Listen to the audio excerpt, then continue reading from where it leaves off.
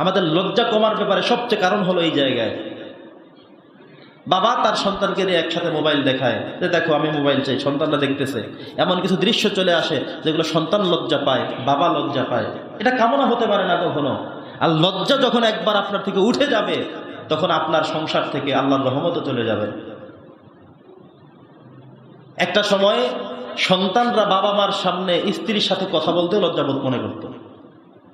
আর এখন সন্তান বড় হলে বিয়ে শাদী, কাকে পছন্দ হয়েছে, কি হয়েছে না হয়েছে, সেগুলো সন্তানরা বাবা মার সাথে ওপেনলি আলোচনা করতে থাকে। বলে আমরা ফ্রি, হুজুর এত ফ্রি। এটা লজ্জাশীলতার সবচেয়ে চূড়ান্ত পর্যায়ে চলে গেছে। এত ফ্রি হওয়া ভালো না। প্রত্যেকের একটা অন্তরায় আছে। বাবা মার মাঝে সন্তানের মাঝে একটা অন্তরায় আছে, স্বামী স্ত্রীর মাঝে তাদের সন্তানের মাঝে একটা অন্তরায় আছে। কি বলবেন, কি করবেন, কোন দৃশ্য সন্তান দেখতে পারবে, কোন দৃশ্য দেখতে পারবে না, কি অবস্থায় তারা আপনাকে দেখলে আপনার কাছে ভালো লাগবে, কোনটা লাগবে না, এই বিবেচনা করে আপনি চলেন, বলেন, করেন, সব ঠিক আছে। কিন্তু লজ্জা ছিল তা আমাদের সমাজে সবচেয়ে বড় অভাব। লজ্জা উঠে গেছে। এই জন্যে লজ্জাশীলতার ব্যাপারে আমাদের অত্যন্ত বেশি গুরুত্ব দিতে হবে। সম্মানিত সুধী, অস্ট্রেলিয়াতে নতুন একটি আইন হয়েছে। 16 বছরের নিচে যে সমস্ত বাচ্চারা আছে তাদের হাতে মোবাইল দেওয়া সম্পূর্ণ নিষেধ।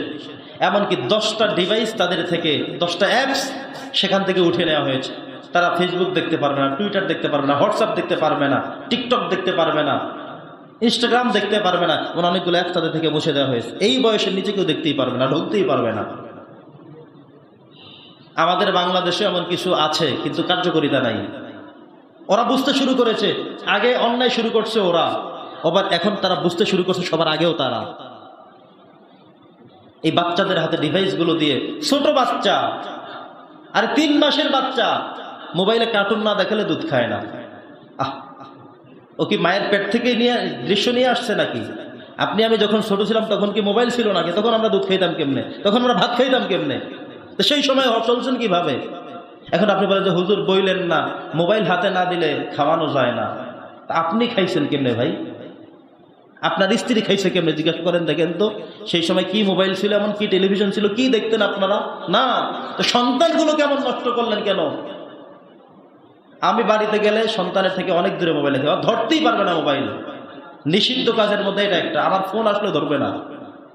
আমি টয়লেটে আছি তো আসি, যখন আসবো তখন আমি রিসিভ করে আমি কথা বলবো। আমার ফোন আমার স্ত্রী রিসিভ করে কেন কথা বলবে? যে উনি টয়লেটে গেছেন, উনি গোসল করতেছেন, উনি এখন কাজে আছেন, যিনি দিছেন তিনি যা বোঝেন বোঝেন, তারপরে আমি এসে আমারটা দেখবো। সন্তানের কাছে মোবাইল গেলেই দিতে হবে কেন? সন্তান মোবাইল ছাড়বে না কেন? অসংখ্য মানুষের মোবাইলে গ্লাস ফাটা, টাচ ফাটা। কিও ভাই? ভাই বাচ্চাটা নিয়ে ফালাইয়া দিছে, ভেঙে গেছে। তো কত টাকা নষ্ট করলেন বাচ্চার হাতে দিয়ে। আবার প্রায় সময় কথা বোঝা যায় না কেন? বাচ্চার মুখের লালা লেগেছে, স্পিকার নষ্ট হয়ে গেছে। অনেক ক্ষতি, অনেক ক্ষতি। বাচ্চাদের হাতে কোনোভাবেই মোবাইল দেয়া যাবে না। বাচ্চাগুলোকে নষ্ট করবেন না। ওরা হলো পুতুলের মতো, যেভাবে করে তাদেরকে বড় করবেন, গড়বেন, সেভাবেই বড় হবে। আমার বাচ্চা প্রায় সময় মোবাইলটা খুঁজে, না মোবাইল দেওয়া যাবে না, দিতেই পারবো না, দেওয়া সম্ভবই না। কোনো কিছু দেখানো যাবে না, শোনানো যাবে না। এভাবে করে অটুট থাকেন, ঠিক থাকেন। ও তো মায়ের পেট থেকে এমন কোনো সিদ্ধান্ত নিয়ে আসে নাই জন্মগতভাবে যে মোবাইল ছাড়া সে জন্মগ্রহণই করে নাই হুজুর, মোবাইল ছাড়া সে খাবেই না হুজুর, মোবাইল ছাড়া তার চলবেই না হুজুর। তো খাবে না, না খাও, কান্দুক দেখি কতক্ষণ থাকা যায়, মোবাইল দেব না। 1 ঘন্টা পরে আবারও খিদে লাগবে, কাঁদবে, মোবাইল দিব না, খাইলে খাও, না খাইলে আরো চিল্লাও। আরো 1 ঘন্টা যাবে, ও খাও, ওর বাবাও খাবে। ওর পেটে খিদে লাগলে যাবে কোথায়? আপনাকে মোবাইল দেখায় দেখায় দেখায় দেখে খাওয়া হইতে হবে। এটা পাইছেন কোথায় আপনি? কোন বইতে আছে? কোনো বইতেই তো আমরা পাই নাই, তো কোনো পত্রিকাও তো এটা পাইনি আমরা। কোথায় পেলেন আপনারা?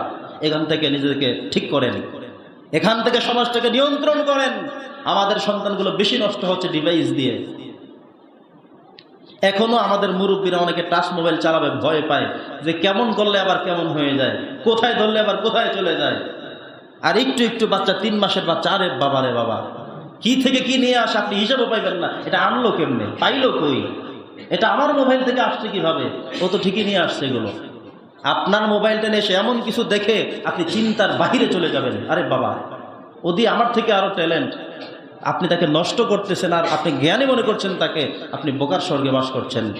সম্মানিত সুধী, শালীনতা বাড়াতে হবে। 5 নম্বর কথা হলো, আমাদেরকে হতাশ হওয়া যাবে না। কারণ আল্লাহ সুবহানাহু ওয়া তাআলা আমাদেরকে হতাশ হতে নিষেধ করেছেন, নৈরাশ হতে নিষেধ করেছেন।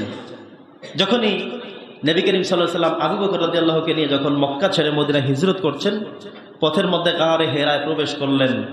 ওই দিক থেকে শত্রু বাহিনী ওনাদের এই হেরা গুহার গারে হেরার পাশে দিয়ে তারা যাচ্ছে আসছে, কথা বলছে, সবকিছু শোনা যাচ্ছে। মনে হয় যেন এখনই অ্যারেস্ট করা হবে, এখনই ধরা হবে, এখনই গর্দান ফেলে দেওয়া হবে। আবু বকর রাদিয়াল্লাহু তাআলা ভয় কাঁপতেছেন। নবী করিম সাল্লাল্লাহু আলাইহি ওয়াসাল্লাম বললেন, কাঁদছো কেন? বলে, হুজুর ধরে তো ফেলবে, এসে তো গেছে, আওয়াজ তো শোনা যাচ্ছে, ওই যে কথা বলে শুনেন। নবীজি বলেন, অসম্ভব, লা তাহজান ইন্নাল্লাহা মা'ানা, হতাশ হয়ো না, দুশ্চিন্তা করো না, টেনশন করো না, আল্লাহ তো আমাদের সাথে আছেনই।